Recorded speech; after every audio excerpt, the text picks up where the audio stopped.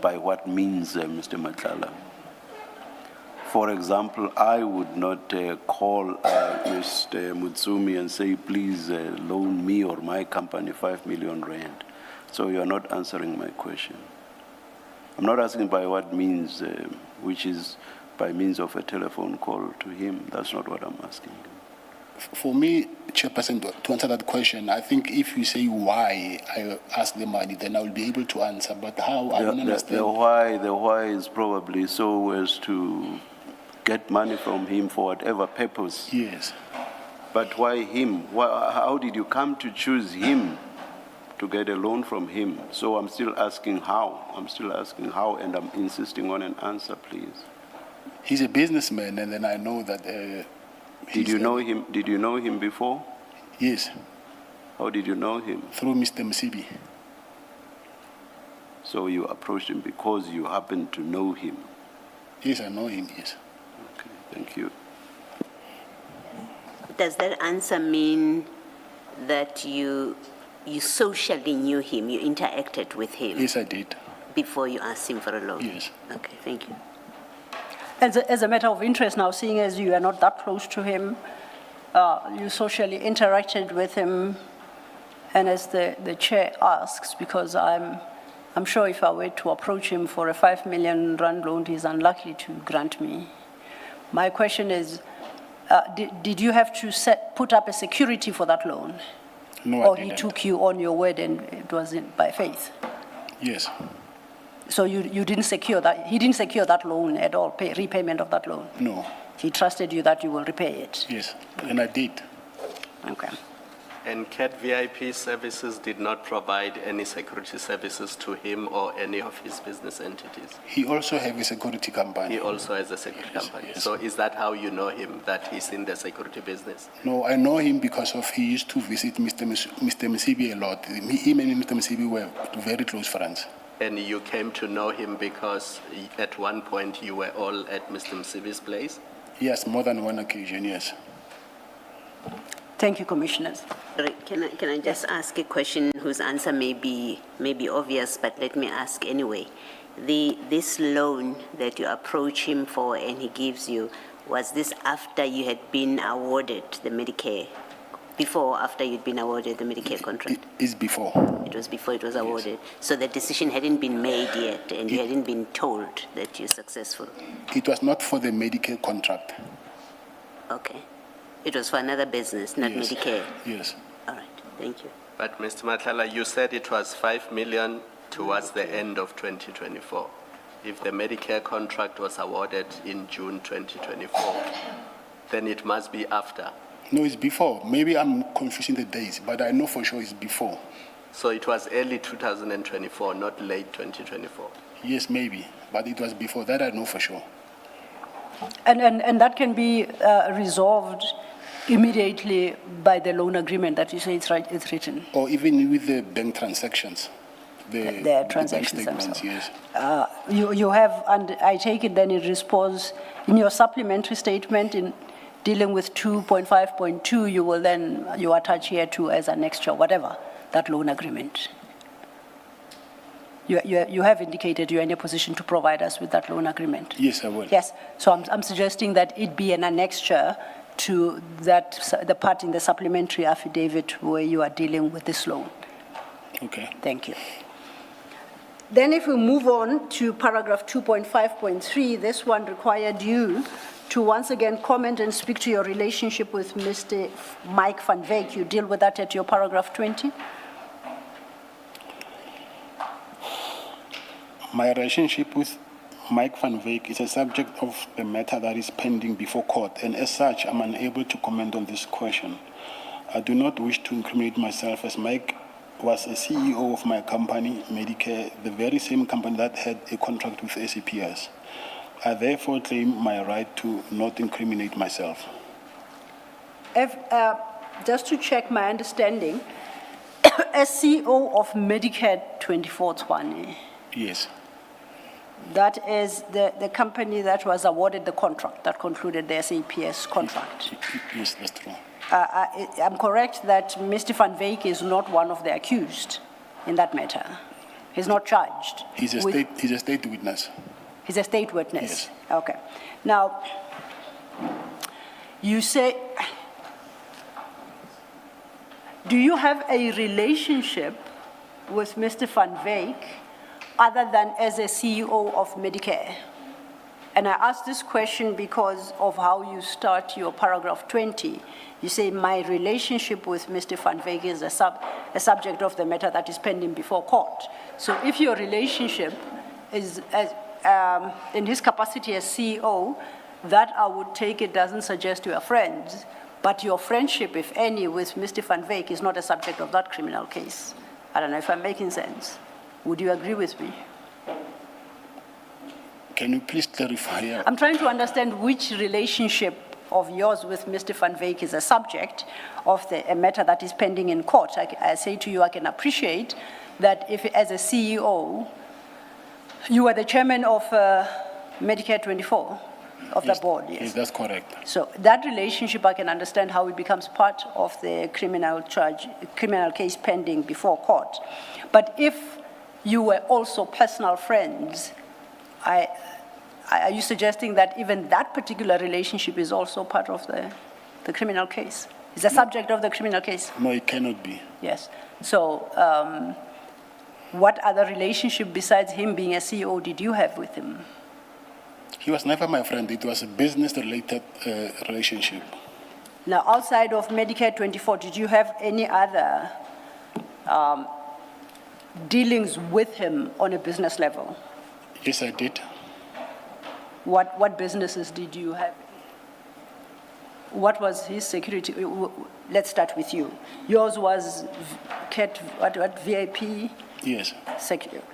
And what was his business dealings? The name of in the security sector, sorry. Are you asking the name of his company? Yes. Anubis. Anubis. Was there any formal relationship between Cat VIP and Anubis, or was the relationship between the two of you as the heads of the respective entities? No, but myself as not the company myself. Before I used to use his company for protection services for myself. Okay. Did the two companies, your company and Anubis, have any joint commercial activity? No, we never had any joint commercial activity. Okay. That was before my company was, I would say, fully established. So I was using his company for my own personal protection. And if we regard his head to the company, the CAT Protection and Security Trading as CAT VIP, it bears a registration number of 2017, but I accept you could Yes. have potentially bought a shelf company. Yes. So my question is, when did that company be registered in your name, that CAT VIP? I will just say it from the top of my head. I can't quite remember. Maybe 2019, 2020. 2019, 2020. Maybe, I'll take that. yes, somewhere there, yeah. Okay. And in any event, these are matters that can be clarified by the CIPC and, a search of the CIPC. And as things stand, you said he was never your friend and he remains not your friend. No, he was not a friend, but I was very close, but I will not say a friend, but someone that I was close to, because we see each other every day and then we're in business. And besides business, did you have any other relationship, I'd asked? I know he's not your friend, Is there any other relationship besides business that you maintained? The relationship, I think maybe if you can try to help me understand what kind of relationship are you referring to? No, it maybe you have interests outside the security association that you have spoken of, outside Medicare. He could be an enthusiast in the same sports or things that you enjoy, that you participate together in. And I'm mentioning these relationships that would fall short of being a friend, a personal friend, but is an acquaintance that you socialize with, you spend a lot of social, out of professional space, time with. Is it that kind of person? And I keep saying general because I don't want to confine you to a particular kind of relationship. I was hoping you'd be able to describe the nature of the relationship. Beyond Anubis and VIP, Cat VIP. I will say also a neighbor because we stay in the same estate. Yes. And then for me to end up being close, knowing him, I think it's because of he loves sports cars, or he used to come to my house with his son to just have a look at my cars or drive around. So I don't know how to explain that. Okay. I think I get a sense. So there was life beyond association via your respective companies. Yes. Okay. Then I'm ready to move to your paragraph 21, which asked you to speak of your relationship with Mr. 2.5.4, with Mr. Ignatius Mtakati. You deal with that at paragraph 21? If you could read that. I do not have any relationship with Mr. Ignatius Mtakati and have never had any dealings with him. I see you specify you don't have any relationships with him. Is it somebody you know? Yes, I know him. Okay. And are you able to shed light on what you know him to be and who you know him to be? I know him because he's also a friend of Mr. Msibi. Okay.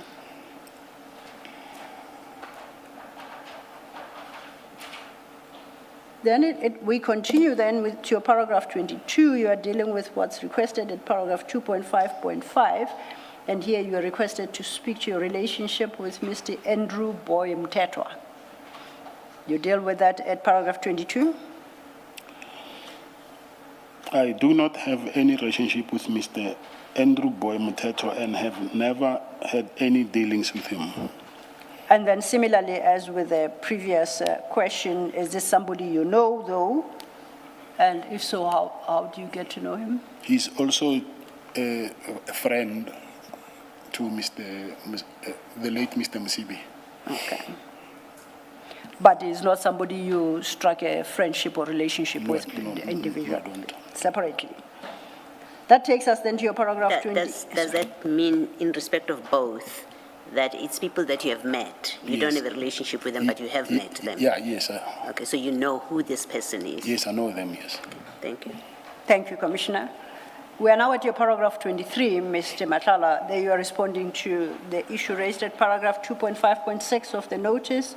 And similarly, there you are requested to comment and speak of your relationship, if any, with Mr. Katiso Molefe. You deal with that at paragraph 23. I do not have any relationship with Mr. Katiso Molefe and have never had any dealings with him. Is it somebody you have met, and if so, under what circumstances? He's also a friend to the late Mr. Msibi. Now, for the three, Mr. Mtakati, Mr. Mtetwa, Mr. Molefe, you indicate that they were friends of Mr. Msibi. Yes. Should we understand from that you met them at Mr. Msibi's premises, home, residence? Yes, that's correct. That's correct. Oh, that's correct, okay. Where is that? It's Or is it the place that Sergeant Ngosi described as the farm? I Yes. don't want you to give the location. yeah, because- yes, Okay. yes. Thank you, Chair, Commissioner. That then takes us to your paragraph 24. And at paragraph 24, you are responding to the question posed at 2.5.7, and here you were requested to speak to your relationship, if any, to Mr. Brown Mokhotsi. You deal with that at page 24, starting at paragraph 16. I can confirm that I came to know of Mr. Brown Mokhotsi, when he called me at the time that the SAPS had raided my house. Prior to this incident, I had no dealings with Brown Mokhotsi. Brown Mokhotsi impersonated to me that he was from the office of the Minister of Police, and it will appear that he was using this strategy to entice me into giving him financial assistance. Now, then you say prior to this incident, you had no dealings with Mr. Brown Mokhotsi. I'm reading your second sentence. Did you know him prior to him making this call to you? No. So with that statement that you had no prior dealings with him, it includes the fact that you didn't know him? Yes, I've never, yes. You had never met him before? No. You had never had any communication with him? No.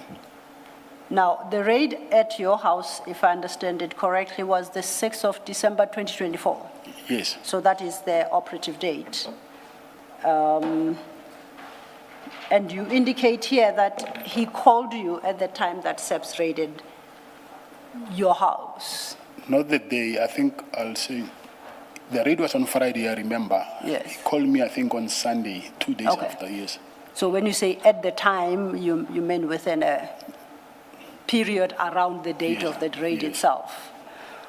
And this, you are receiving a call code from somebody you don't know, you've never heard of before? Yes. And is there anything specific about this call that you think might be of relevance to the commission? Why are you putting it as a marker for a time frame? Yes, he called and then he said to me, he's calling from the office of the minister. Okay.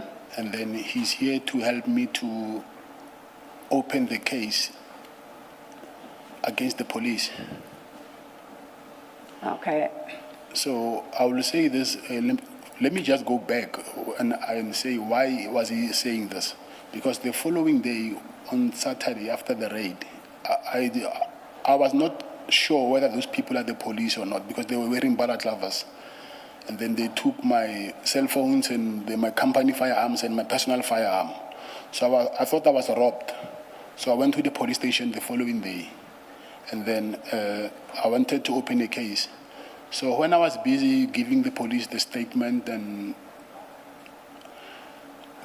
I think by the time they were supposed to register the case or something, they just realized that no, these were actually real police because those firearms, if they were taken by thieves, they were not going to book them in the what is it called, the SAP 13 in the police station.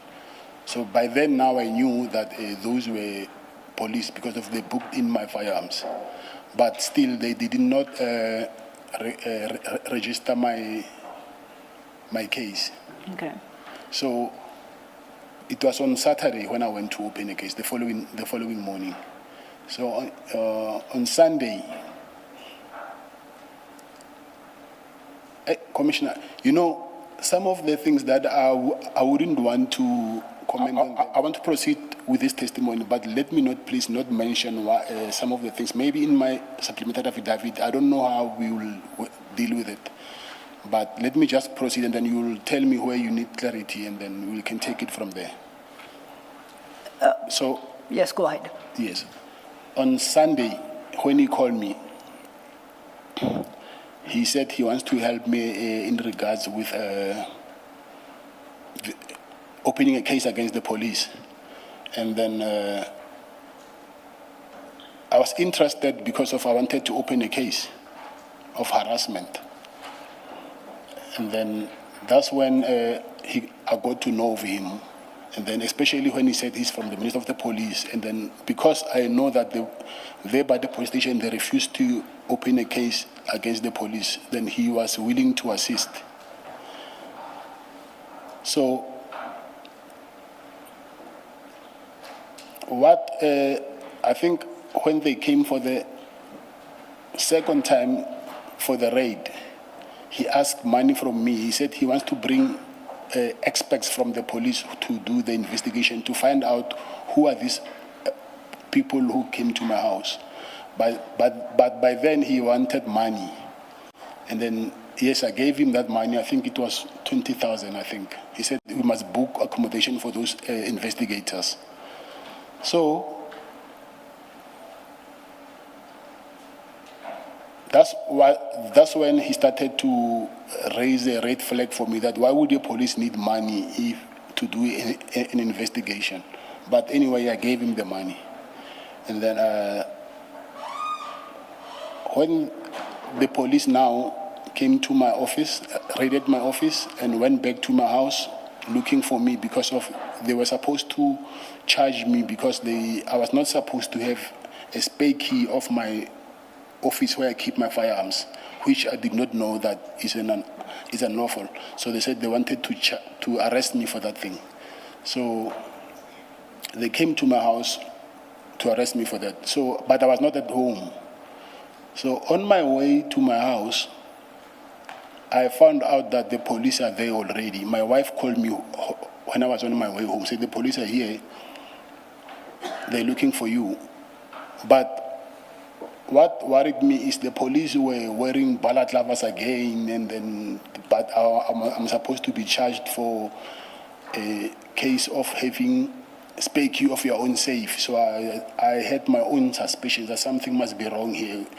They will just send a normal investigators, maybe with police in uniform, but not people with rifles and balaclavas for a spare key. So that's when I got engaged with Brown a lot, Mkhotsi a lot. And then he said to me, yes, he will help, and then to get to the bottom of this and find out who are these people actually. But at some point, I got a call from a person who was very close to the former minister. And he said, the former minister of police. And he said to me, listen, because that thing now was in the media, I've already opened, by then I've already, what is it called? That agent interdict, the High Court interdict, agent application. I've already done that to stop harassment, and it's already even in the media. So this guy called me and said, listen, I see you're having problems here. Come to KZN, and then I have someone who will help you with this problem. Then that's when I got to know the former minister of police, Mr. Bekitele. So when I got to Mr. Bekitele, I'm still on Baron Mkhotsi anyway, not, but I want to give you the context of when I was with Mr. Bekitele, I showed him that, listen, this guy, I showed him my communication with him. He claims that he's from the Minister of Police, but he wants money from me, and then he also says that I was helped them with the, what is it called? There's this function that ANC holds every year in January. I don't know what is it called.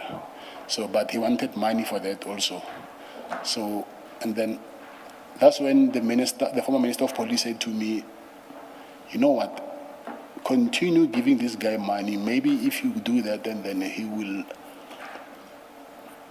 lead us to, because he's saying that he's close with the Minister of Police. And then what they're doing, asking for money, is something that is unlawful. Maybe if we can get to the bottom of this. So that's when I kept on sending Brown Mkhotsi money. So I paid also 150,000 to his account for that January 8 celebration of the ANC. Now, I just want to retrace our steps a bit. You say he called you and he offered to help you open a case. Did he say how he came to know you had been raided? Did he say what did he say was the purpose of his call? To help me to open a case. following the raid on your house. Yes. Did he say how he got to know that fact, that your house was raided? Hence, I think earlier I just mentioned that I know how now, but then I did not know. Okay, how now? So I'm saying the names of the people who I don't want to mention those names Okay. of how did he end up knowing me, because it's part of the people who are under investigation and myself, so I do not want to go there. So, are these members of SAPS or are these civilians? No, there are 62 million people at least in this country. You are safe if you say civilians. No one can take an educated guess. One is a civilian, yes, and one is a member of SAPS. Okay. Now, are these names you are willing to disclose confidentially to the Commission in your supplementary statement? Yeah, they will be disclosed in my supplementary. Okay. Now, most importantly, you are a businessman at that time. You've just been raided by people you say you were not sure were even police because you were worried. You were not sure whether police were raided your home or whether you had been robbed. You had that concern with you. No. Why did you accept an offer of help from somebody you don't know the first thing about? Why didn't you suspect that there's something fishy? Why should somebody come out of the blue to help me go open a case on a raid I have just experienced? I ask this to say, perhaps, I don't know, he must have said something to you that made you confident to conclude that you are dealing with a legitimate person.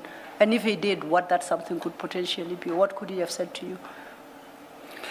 What he said to me is, he's from the office of the minister. Yes. And then by that time, out of frustration, I didn't even think that far, that how did he end up. Okay. By now, like I said, I know. Okay. Did he ever offer you, did he ever help you with the opening? No. Okay. Now, I am aware that you say you only got to know of him after around the time of the raid of your house. We know that is the 6th of December. Did you subsequently develop a relationship with him, whether as a friend or? After he asked money, I knew this guy is not what he says he is, so I didn't have any relationship with him. You didn't have any relationship with him? No. You say for January 8, you paid 150,000. Yes. Why would you do that? What would you be getting in return for that? It was because of the advice from the former minister, Begicele.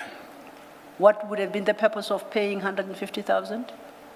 What did Mr. Cele say to you would be the purpose of paying 150,000? To make him not doubt that I no longer trust him. Maybe he will end up leading us to. Okay. Sorry? Oh, no, I was following you. Please go ahead. No, I'm saying it's because not to give him any suspicion that I no longer trust him. Okay. So did you give any more? No. Give him any more? No. Chairperson, I'd just like the witness to finish the answer where he said it was to lead him to, if you can just complete that portion. No, absolutely. I apologize if I interrupted you. So let's take a step back and